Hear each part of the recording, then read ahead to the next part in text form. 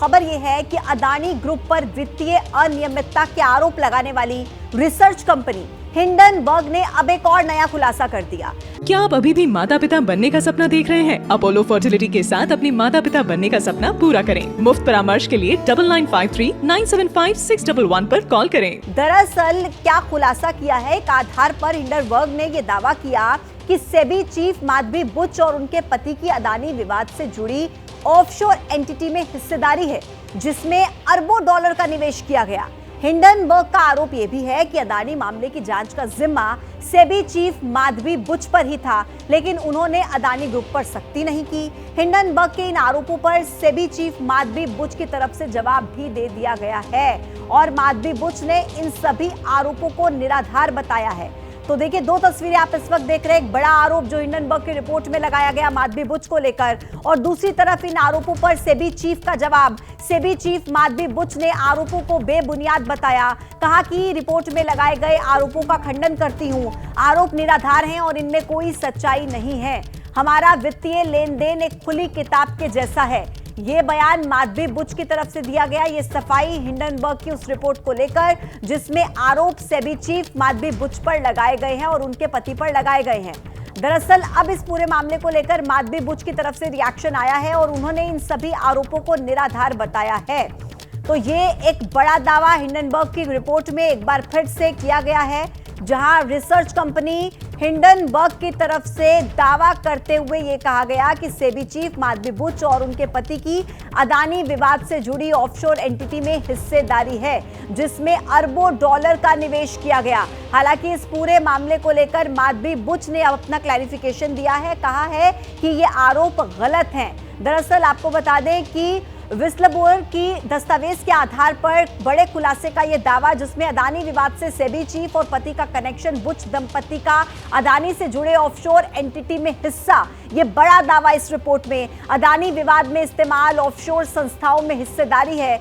सेबी ने अदानी ग्रुप पर सख्ती नहीं की, ये बड़ा दावा इस रिपोर्ट में, हिंडनबर्ग की इस रिपोर्ट में एक बार फिर से किया गया है। और इसी खबर पर डिटेल में जानकारी के साथ मेरे सहयोगी अंकित को आप इस वक्त टीवी स्क्रीन पर देख रहे हैं।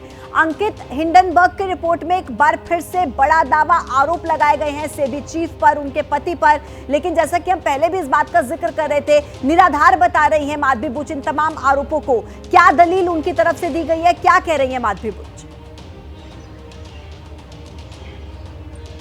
देखिए, सेबी चीफ माधवी पुरी का साफ तौर पर यही कहना है कि उनका जो भी ट्रांजैक्शंस हैं वो पब्लिक डोमेन में है, वो सार्वजनिक तौर पर जो है किए जा चुके हैं और इसमें कोई भी अनियमितता नहीं है। लेकिन हिंडनबर्ग की रिपोर्ट में कहा गया है कि माधवी पुरी ने अपने जब सेबी चीफ का कार्यभार संभाला, उससे पहले ही जो अडानी ग्रुप से की ऑफशोर कंपनी से जुड़े हुए शेयर थे वो अपने पति के नाम पर ट्रांसफर कर दिए। तो ये तो हुआ आरोप प्रत्यारोप का सिलसिला। लेकिन निश्चित तौर पर जिस तरीके से अगर हम हिंडनबर्ग की रिपोर्ट की बात करते हैं, आपसे करीबन 1.5 साल पहले अडानी समूह को लेकर की रिपोर्ट आई थी। उसके बाद मामला सुप्रीम कोर्ट तक गया था। सुप्रीम कोर्ट ने भी सेबी से जांच करने को कहा था। उसके बाद में सुप्रीम कोर्ट में जो रिपोर्ट आई, उसके बाद में सुप्रीम कोर्ट ने माना कि हाँ, फिलहाल सेबी की रिपोर्ट पर रिलाय करते हुए इस तरीके की गड़बड़ी के जो आरोप लगाए गए हैं वो जो है सही नहीं पाए गए हैं। तो अब हिंडनबर्ग क्या कह रहा है? वो ये कह रहा है कि देखिए, जब सेबी चीफ खुद ही इस मामले में इन्वॉल्व हैं तो फिर जांच निष्पक्ष कैसे हो सकती है? अब से करीबन 18 महीने पहले जनवरी 2023 में ये रिपोर्ट आई थी, जिसके बाद में सड़क से लेकर के संसद तक काफी हंगामा हुआ था। तो अब हिंडनबर्ग की इस रिपोर्ट में सेबी चीफ माधवी पुरी को ही कटघरे में खड़ा किया गया है।